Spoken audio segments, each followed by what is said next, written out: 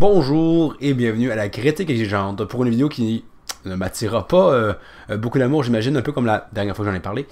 Donc Solo Leveling, la saison 2 est lancée depuis bientôt quelques semaines. On a, je pense, droit à 9 épisodes pour cette deuxième saison-là jusqu'à présent. Donc la première saison, j'avais pas tant été charmé par le tout, puis on m'avait cassé les burnes, parce que je disais que c'est un peu comme une isekai, ça l'est pas techniquement, mais ça emprunte tellement de codes de ça que bon, peu importe. Donc cette deuxième saison-là, faut se le dire, hein, ça se regarde très bien sur le leveling. Là.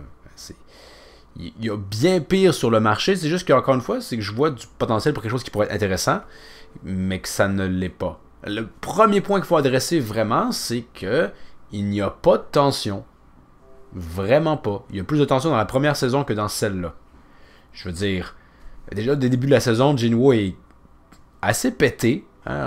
Rappelons que son pouvoir ressemble un peu à un pouvoir pourri hein, qu'on se donnait quand on jouait comme étant, on était enfant.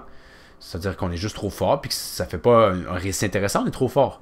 Hein, c'est un assassin hyper doué, et en plus d'être le meilleur invocateur jamais vu. Et tu combines les deux. Alors que généralement, dans un bon récit, ben, les deux ne vont pas de pair, mais avec lui, non, il peut, sans aucun problème. Hein, son évolution est sans limite. Je pense qu'il commence le récit en étant B ou A, et à la fin, il est plus fort que du S-tier, puis la série est loin d'être terminée. Là. Il n'y a jamais vraiment une bataille qui est difficile, et même quand elles sont censées l'être, ben écoute, à la fin, Jinwoo, est-ce qu'il est blessé? Non. Non. Même à la fin, donc où est-ce qu'on est rendu présentement, hein, spoiler si on veut, il affronte le roi de son niveau spécial, là, donc techniquement, ça devrait être vraiment l'adversaire le plus difficile jamais rencontré. Le récit nous dira que oui, on a un peu cette impression-là, mais quand même, je veux dire, on a passé plus de temps contre le portail rouge, contre un adversaire qui, ce coup-ci, est établi comme étant, oui, fort, mais que ça n'a jamais semblé inquiéter Jinwoo, on avait comme, quoi, 2 épisodes là-dessus, là? Ou à peu près, probablement 2 épisodes quand même, donc c'était beaucoup plus de temps là-dessus que ce combat-là, qui dure même pas l'intégralité de l'épisode, là. Je sais pas, là. Oui, on me dira, ouais, mais c'était difficile, il a buté toutes ses créations, mais est-ce que Jinwoo finit blessé? Non. En plus, mais bref, on rentre dans le deuxième point si on veut, il y en a plusieurs, c'est que la narration, elle est vraiment d'une paresse incroyable. Et ça semble aller un peu de pair avec justement son pouvoir qui semble être celui d'un gamin, mais on a aussi une narration vraiment d'un amateur, hein.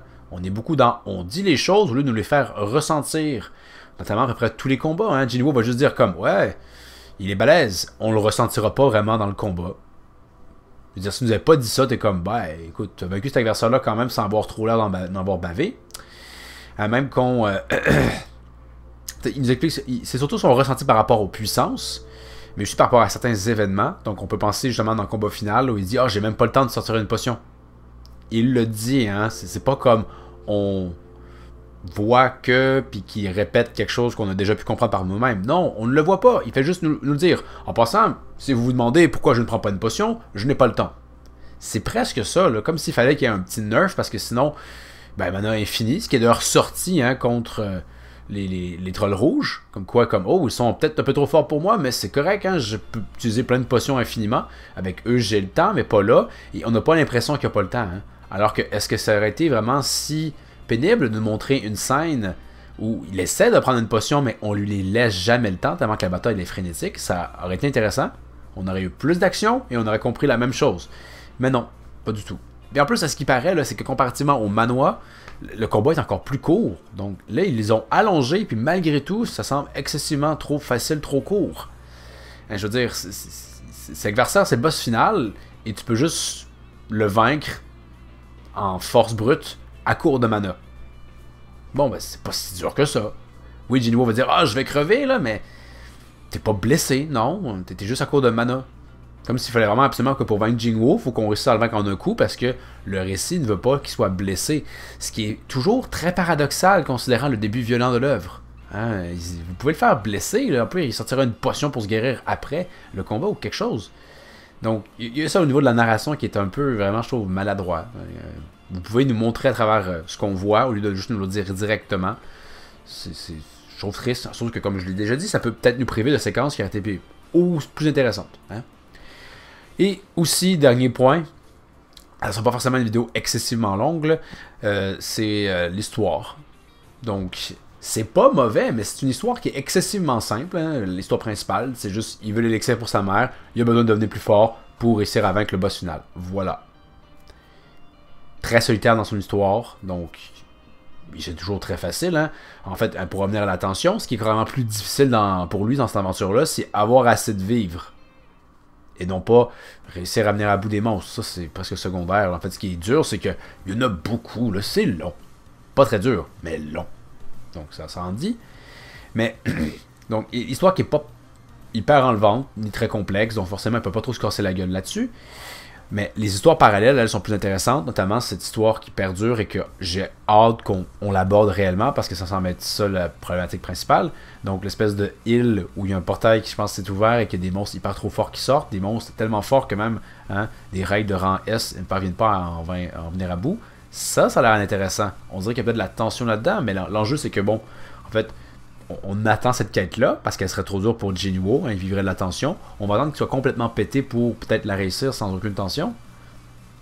Et revenons au point de tension, on apprend que même ses créations, ses invocations, qui peut, on dirait avoir en nombre infini, peuvent monter de niveau. Fait que déjà qu'il peut recruter les généraux de l'équipe adverse pour avoir des pions ultra forts, il peut les faire progresser.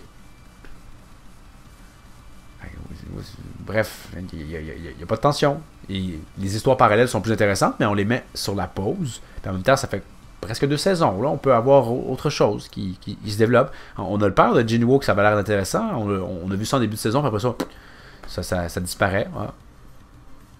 Dommage. Donc bref, Solo Leveling, ça se regarde très bien. Hein? Je vais même continuer. Très bien. Mais je trouve ça dommage. Je me dis que ça pourrait tellement être meilleur, mais finalement, non. Le code du Isekai, que le personnage soit complètement pété, souvent c'est dans des trucs comiques, puis j'ai l'impression que ça transparaît mieux. Solo Leveling n'est pas un truc comique. Encore une fois, on rappelle avec le début vraiment violent, je sais pas, il y avait pas ce... On aurait pu pas faire que le personnage principal soit pété. Ça apporte pas grand chose à l'œuvre. C'est sûr que si vous n'avez pas l'attention dans votre récit, c'est parfait pour vous, hein. Vous n'êtes pas mis à... Vous dites pas, allez, vas-y, Jin. Non, c'est ça, j'ai oublié son nom déjà. Mais, ouais, c'est ça, Jinwoo. Donc, vous n'avez pas mis, il n'y a pas de tension. Si ça vous convient, tant mieux. Mais moi, j'aime bien de la tension dans mon récit. Hein, si on fait par exemple à Demon's Slayer, les personnages, hein, ils gueulent pour se surpasser et réussir à vaincre son adversaire. Ici, pas mal moins. Vraiment moins. Là.